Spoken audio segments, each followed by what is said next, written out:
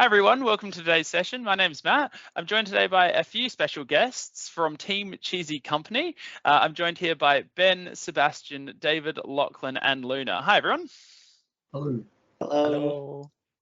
Good afternoon. So today we're going to be going through a little bit of information, but more so having a little bit of a look at Team Cheesy Company's game Cheesepunk.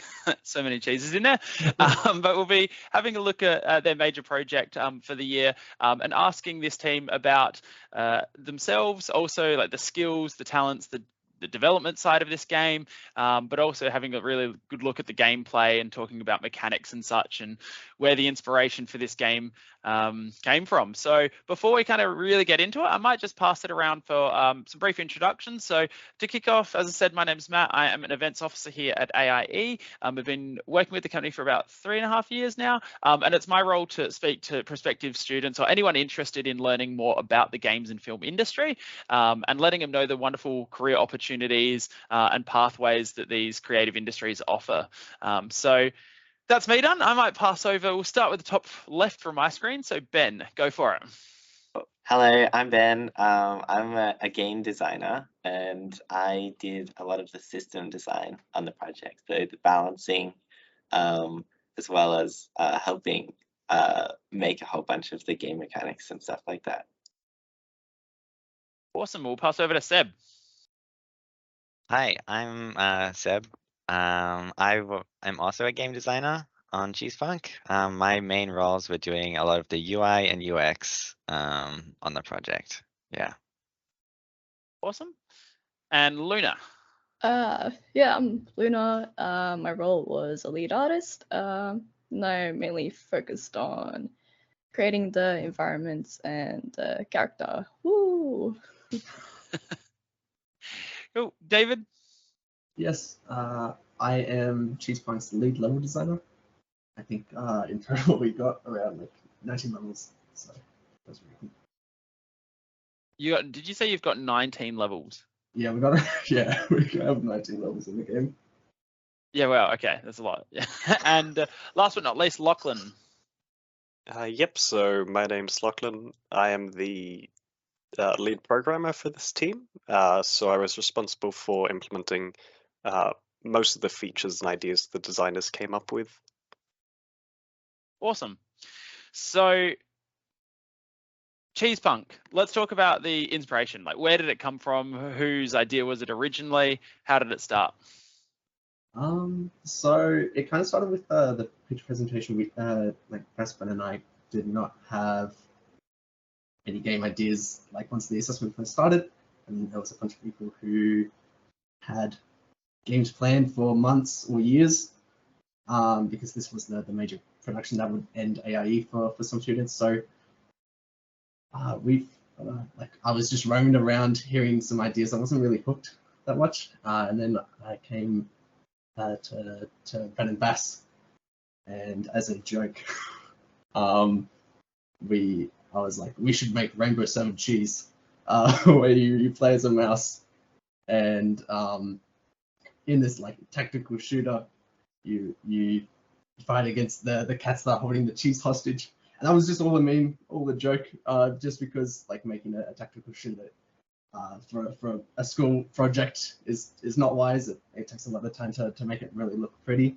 But we used the same the theme with the mice and the cheese, and slowly, like after like 30 minutes to an hour of thinking about the game, we came up with a game where you play as these mice that build BattleBots and fight against each other. Right. So in this game, I guess talk to me about this game. Like the what is it? If someone goes to purchase their game, how would I describe Cheesepunk to someone?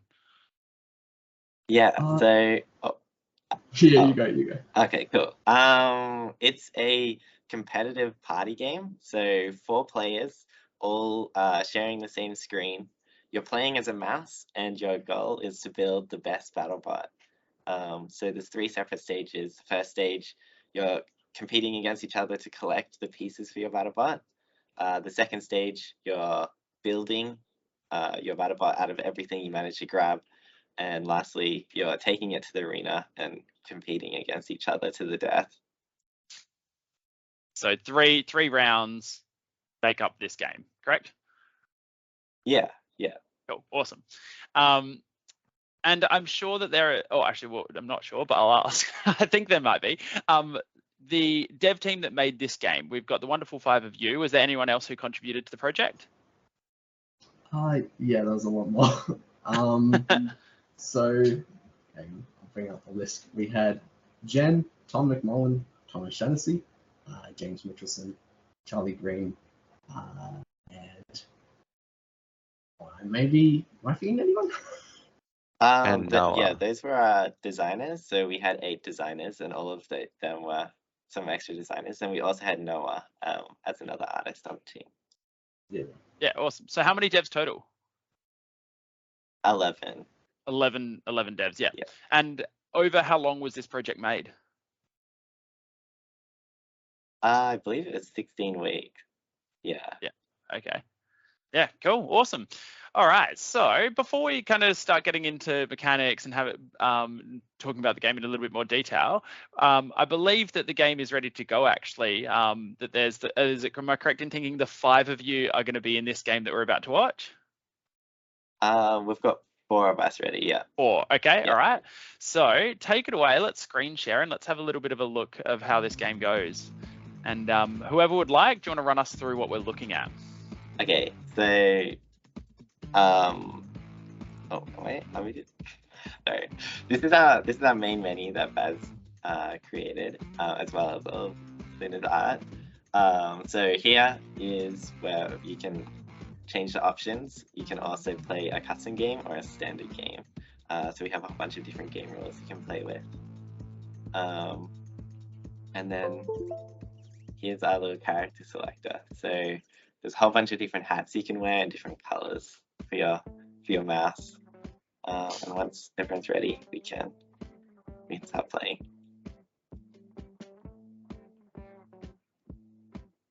All right, who's purple, pink?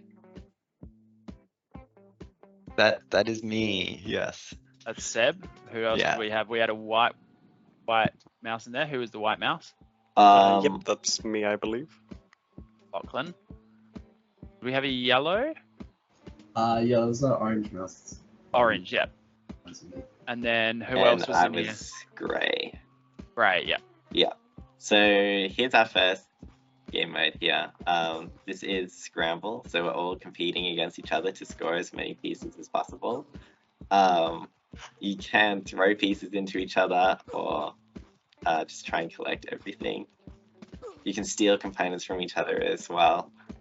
And then the different kinds of weapons and components are highlighted in a shader. So the light green are our cores, which are used for the main building. There, things that help the BattleBot get around, and anything with a red outline is a weapon. Right, and so right now you're controlling your characters with just WASD? It's full controller support. Oh, so controller, using yeah. controllers. Yeah, so running around collecting the pieces. How come it was on a pool table? What was the idea behind the pool table? Yeah, so that map was made by Jen. So for Scramble, we had a bunch of like top-down just environment themes because everything's like household items. So we had a pool table. We also have pinball machines. Yeah. We have a bathtub for a Scramble map, and the last one's just like a toy block maze. So yeah. Okay, cool. Jen was the one who made that. And so now what we're looking at, correct me if I'm wrong, is the second stage. So this is the building stage. Yeah. So this is just like a little tutorial screen that plays during the loading screen. Oh, okay, right. Yeah. And here we go. Here we go. Okay. Yeah.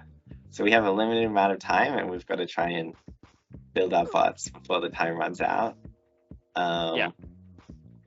Yeah, I mean, you can basically build your bot however you want. There's really no wrong way to build it. And we have these special items in the middle, which are like our signature abilities. So from left to right, we've got a freeze rate, which can freeze other BattleBots, a punching glove, which you can activate to push a BattleBot away and potentially off the map, a grappling hook to pull yourself to other players, and a shield bubble, which basically shields your mech for a limited amount of time. Yeah. And so you get to put one of each on your... Yeah, you can pick What? one signature ability, or any of your components on the right. Oh, okay. So you only Yeah. get one signature. Yeah, it's Yeah. kind of your mech defining ability. Yeah. So we've got the purple bot with the I've got spray. the freeze rate, yeah. Yeah, freeze ray. Yep, sorry. I didn't see what everyone else had. Yeah, I picked up the shield bubble. I think I had one of each actually. And now this is the third Okay. phase. This is where you're battling. Yeah. Okay. And- Let's see. So it's 2 lives, and the goal is to deal the most damage. Okay, so it's just the goal is to deal the most damage or to live. You'll get a bit of extra points for living, but it's primarily going to be how many BattleBots you're able to kill. Okay, so kills, like, yeah.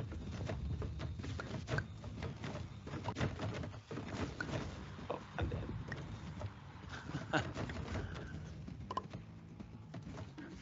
All right, I might start off with the artists. What was your favorite part of the project in regards to the art? Probably just putting everything together. If that makes sense. No, I'd say just the bedroom in general was one of my favorites. Yeah. It turned out very nice. And just yeah, I enjoyed making it into a little kids area. Yep. Like the correlation between the kids and mice, if that makes sense. Yep. Yep. And what Since- were oh, you go, sorry. Oh no, go on. I was just gonna say, and then what was the biggest challenge that you faced as an artist during the project? Probably the biggest challenge would have been getting everything done on time with all the different levels, but yeah, everything got done on time. Turned out okay. What were some of the pieces of software you used? I used Maya, Blender, Substance, and Designer. Cool. Awesome. All right, might pass to designers. What was your favorite part of the project? Well, for me, doing the UI and UX design, my favorite was probably actually putting together some of the like cinematic type elements. So like, we haven't gotten to it yet, but we've got like a fancy like victory type cinematic with like mice dancing and stuff. Yeah. And that was probably my favorite part to work on, just because well, it needed to be exciting and stuff. So it was really fun just putting that all together. It was like a fun bit of polish to work on. That would be my favorite. Yeah, cool. And David, yours? Yeah, so my favorite part of that this whole project was just getting to make the levels with Jen and Tom McMullen. So I don't know. I don't have a really like a big favorite. I was just very happy to just play test over these levels and just try and get the most fun gameplay out of them. Yeah. And what were the biggest challenges that the designers faced during this project? For levels, a lot of them. So how we did this was we had just a bunch of grey box themed levels, and a lot of them didn't really work out like when playing. So we needed to try and test out like what layouts work with the BattleBot mechanics and the movement for them. And then once we got that sorted, we were able to make a few levels that worked really well in game. Yeah, it's mainly just playtesting and trying to get the gameplay feel right. Yeah. And I'll come back to the programmers in a second. Just one design question. So when you're in this mode and you're trying to kill the enemies, you've got your joystick, so obviously you're moving around left, right. Makes sense. There's clearly an accelerate. What other mechanics have you input here, and how do you use weapons? What abilities do you have? Oh, okay. So for the weapons, we tried to make it as simple as possible so that basically anyone would be able to pick it up. So most of your weapons have timers, so you're basically working within those timers. They'll automatically try and hit nearby enemies and stuff like that.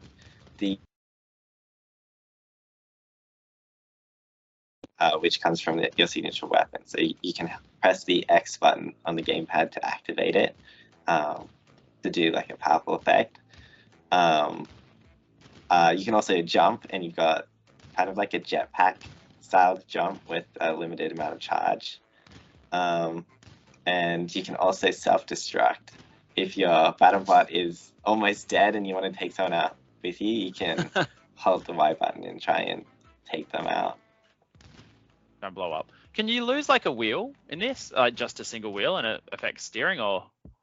So only your core pieces take damage. So the big building blocks that you build it out of. Yeah. So they can fall off, and if you had a wheel attached to that, then you'll slowly lose all those pieces, and you could be left with just your mouse. Yeah. In which case, then you'd want to just self-destruct. Yeah. Start again. Yeah. Cool. Nice. Do you lose points for if you self-destruct? You do. Yeah. It's based on how many pieces you still have left. So the bigger you are, the more points you lose. Yeah. Cool.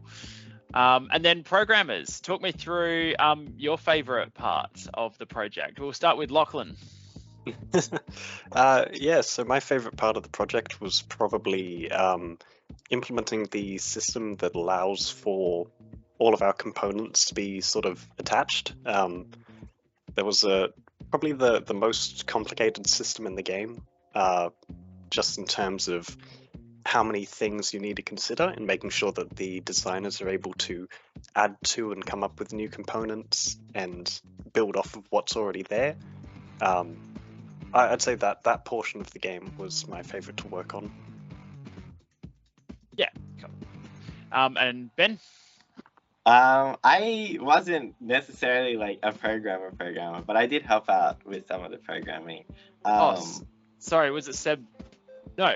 Yeah. We were both. Yeah. So yes, I helped out with programming a lot of the different components. So the components that we're playing with, the weapons, that sort of thing.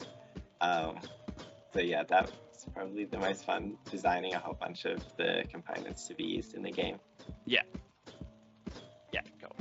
And biggest challenges in programming? Probably the component system. Just making sure that every time that the new component is added, that it's able to interface with all the other ones. Every single step that gets added introduces at least 5 bugs. So just working through all of that and staying on top of all the features is probably the trickiest part. Yeah, cool. And Ben, any real challenges you faced? Well, another challenge that we faced a lot was the physics of the game. We originally started with components basically having a whole bunch of joints to connect them together, but we found that it made it really hard to move around using trying to spin a wheel to move the component meant that it was always tipping over, and the player couldn't really control their contraption a lot. So we kind of had to do an approach that was half using Unity's joint system and half just manually moving the component around. So it's kind of like half using physics, half not. Yeah, cool. And biggest takeaways from this, like biggest lesson learnt during major production for each of you. So I'm sure that there was probably a lot that people learned, and some of it you might double up on. But what was your biggest takeaway? We'll start this time with go David. Oh god. I have to think a little for this. So biggest takeaway? Or if someone's ready while David's thinking, they can jump in. I mean, biggest takeaway would probably be like communication is like super important. Especially like making sure we're all thinking we've got like the same kind of game idea in mind, like early on as well. I think our team did do it, like communicate pretty well most of the time. So like we were quite good at it, but yeah, it definitely, like, especially being online, and our campus was online and on campus, which made things a little bit difficult with communication. So I guess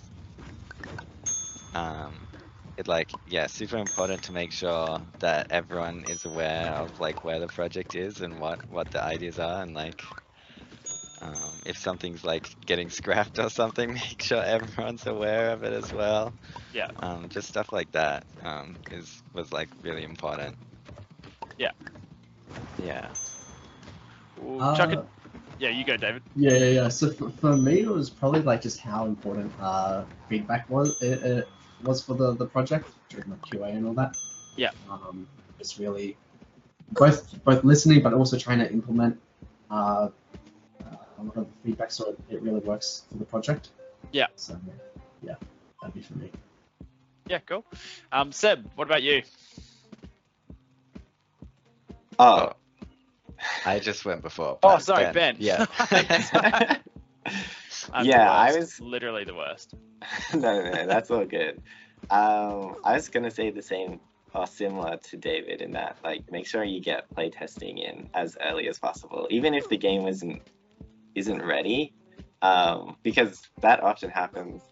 Like, you're working on the game and it's very buggy, very easy to break, and people don't really want it to get playtested because people are just gonna break the game. But sometimes that's like really important, and you'll know whether an idea is like even possible, like if it's going to be a good idea, even if it's broken, and that sort of thing. Yeah, cool. Luna, your biggest takeaway? Probably same as Seb, just communication overall, and being online rather than in campus. Just harder to play test and see how the game is coming along, if that makes sense. It's just, it was a bit hard to see everything.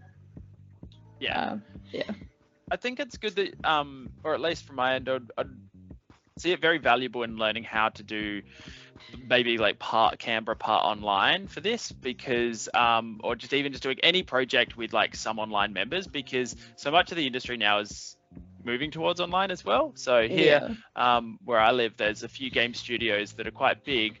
They might have like 100 people in them, but like only 30 people actually go to the office per week. So it's like so many more people are finding that remote work, that rural work, which means getting a bit of practice now in a project like this, I'd actually find would be really handy, because that's something I'd definitely bring up at like a job interview and be like, hey, I've actually done a 16-week project. Like I've worked for 3 months with people in that way, so I've learned. It's pretty definitely. good. Yeah, I agree. Yeah, cool. And Lachlan?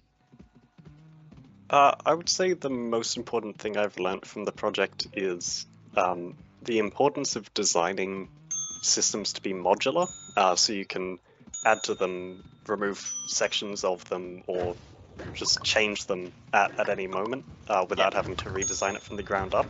I think that saved us a great amount of time on this project when it came to redesigning things based on feedback. Yeah. Yeah, cool. And you guys overall, were you really, really happy with the project, or was there anything that you didn't get in that you really wanted to? I think that there were times where we did talk about wanting to get through online multiplayer and things like that. Yeah. But yeah, due to the limitations of time, I'm overall very happy with what we do have here. Yeah. Anyone else want to jump in on? Yeah, I agree with that. There's like always more that you can add, but I definitely think we made something that most of us are really proud of, at least I'd say, and it turned out much better than I initially thought the game would turn out. So I'm really proud of what the team did. So yeah. There's the little cinematic of the Bas. Who was the green?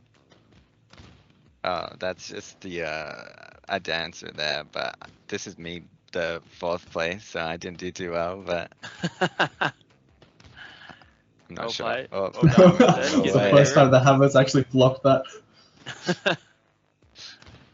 2nd place. Who do we have? Best victory dance. Nice. Who came 2nd?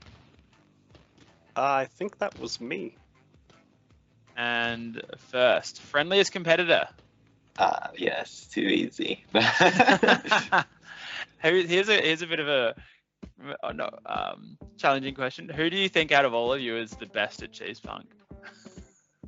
Ooh, that is tough. I did beat Ben 6 times in a row, so not Ben. Yeah, it's not Ben would be dead last. Wow. I'd probably put David as probably the best, I reckon. Thank you. Look, I don't know. Have you given it to a lot of other people to play, and do people pick it up pretty quickly? Yeah, pretty much. We went to the Canberra Museum 2-3 weeks ago now. Yeah. And a bunch of people played it. Like the first time them playing, it was by then like we didn't have a proper tutorial system, so we had to explain the general game. Yeah. Per phase. But like their second time playing, they got the hang of it, and we also got a bunch of kids just addicted to playing the game. They were playing it for 30 minutes to like an hour straight, and some of the parents were like, "It's time to go." They're like too addicted. So that was really cool. Oh, that's wicked. Yeah. What's next for Cheesepunk? Are you guys going to continue development on this, or is it something that's just going to be a bit of a portfolio project? And what's the next step?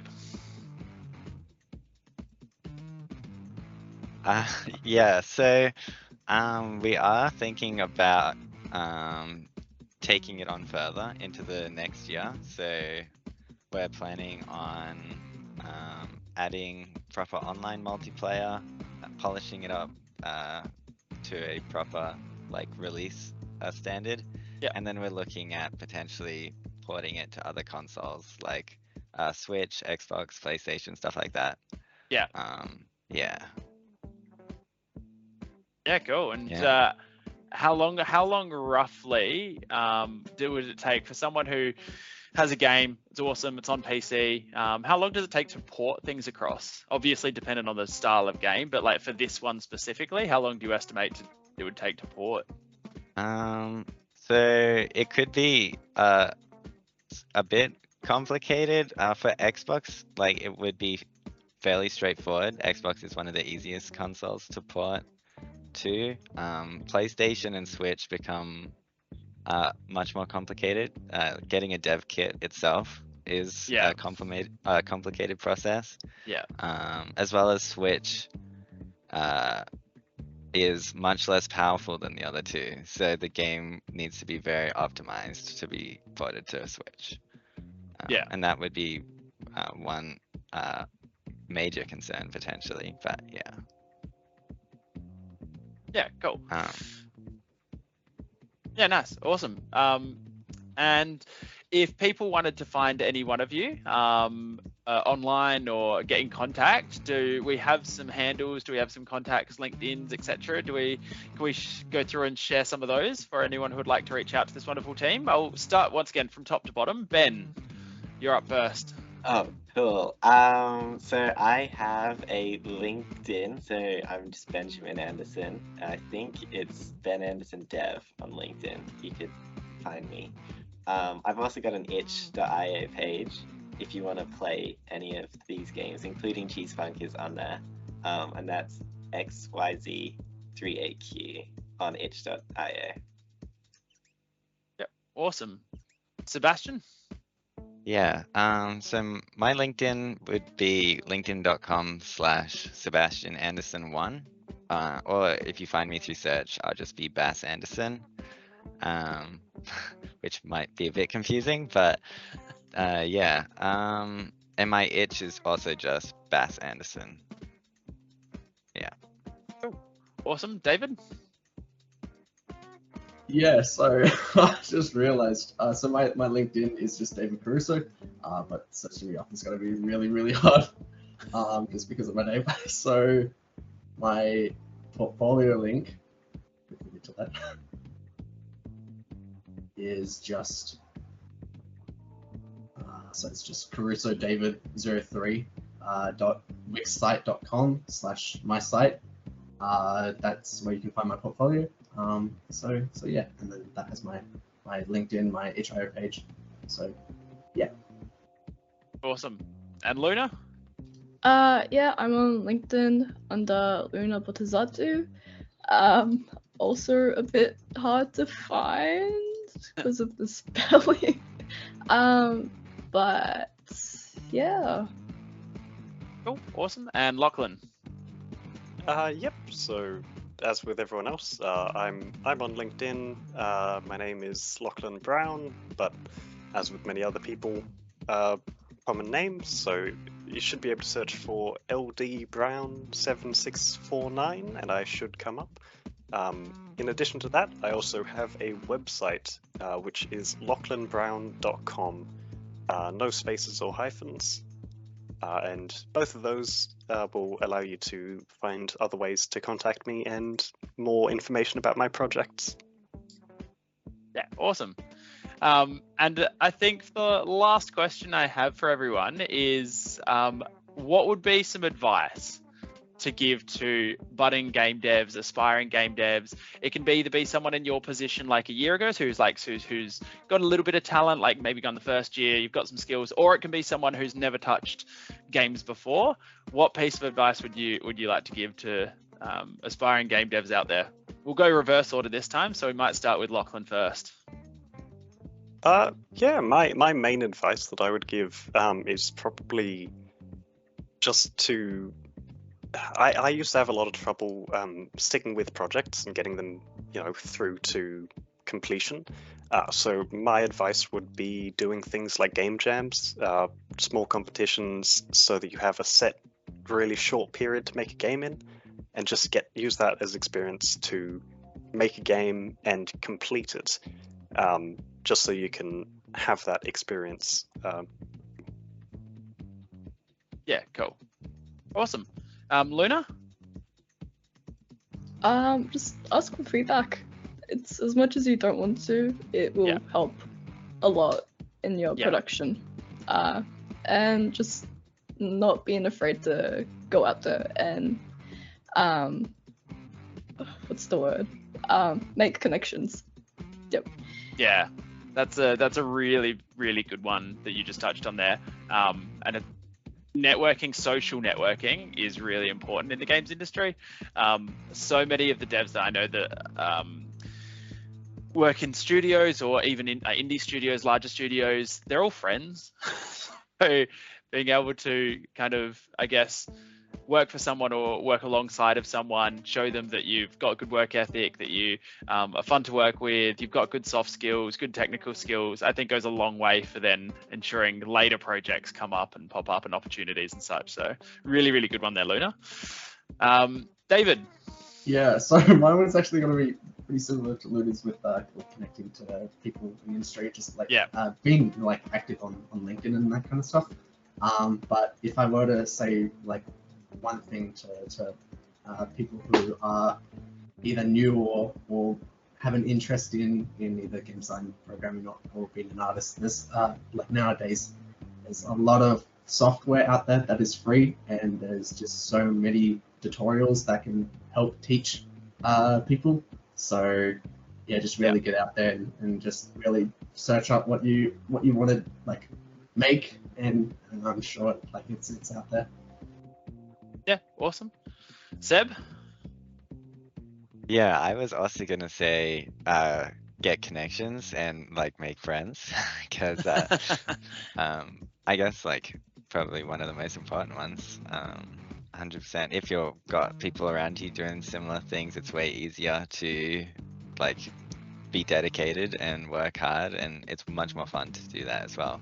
But I guess I'll also add like if you haven't like started a course or anything, like don't be afraid to like learn things in your free time as well. It's always helpful to like try and do extra. Don't just spend your spare time like playing video games. Like take some time to work on your own projects as well. And just trying to do like extra work where you can, because it's fun and you learn a lot doing it as well. So yeah, awesome. And lucky last, Ben. Oh man, everyone took my all the good advice. I was basically gonna say it was gonna be about connections, but basically, if you can, try and find your local game dev meetups. There's usually one in like every big major city. Here in Canberra, we've got Pizza and Pixels, which runs every month, and I definitely recommend going and showcasing your projects, no matter how bad you think they are. Like you'll still get a lot of good advice from people, and people have showcased, like they showcase their 2-day game jams, their 1-week projects, so they're all pretty small sometimes. So no project is bad enough to go to an event like Pizza and Pixels and stuff like that, and you'll get a lot of good feedback, and you can start making friends and that sort of thing. And they'll also, give you the inspiration to fix the project up and bring a better build to the next event. Yeah, awesome. So look, how many times we've just talked about connections there? I think really that's probably the strongest piece of advice that we could overall give. But there were some other awesome gems in there as well for anyone who's looking to become a game developer. So look, everyone, thank you so much. It was an absolute pleasure having a look at Cheesepunk today. I kind of really excited to see the next development stage of it, but it was awesome to chat with everyone, and thank you for giving your insights. They're really, really, really valuable. Is there anything else anyone wanted to mention about the game before we kind of finish up for today? Nope. I don't have anything. Yeah. Yeah, I think that's all.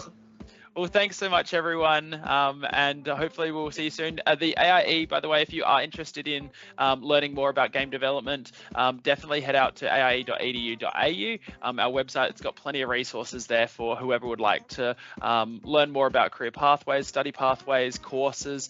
We've got courses for ages 12 and up, from beginner courses where we don't expect you to know a single thing, all the way through to tertiary education where you're creating awesome projects like Cheesepunk and some of like the other ones that we've seen. So definitely reach out to the campuses as well. If you live in one of the cities we've got a location in, we've got a fabulous team of staff members, students, but also trainers who have worked in industry or currently work in industry, and they're always happy to have a chat with you and to give advice on your next step as well. So definitely reach out, use the resources available, and we look forward to creating and continue building the creative industries, and specifically the games industry here in Australia.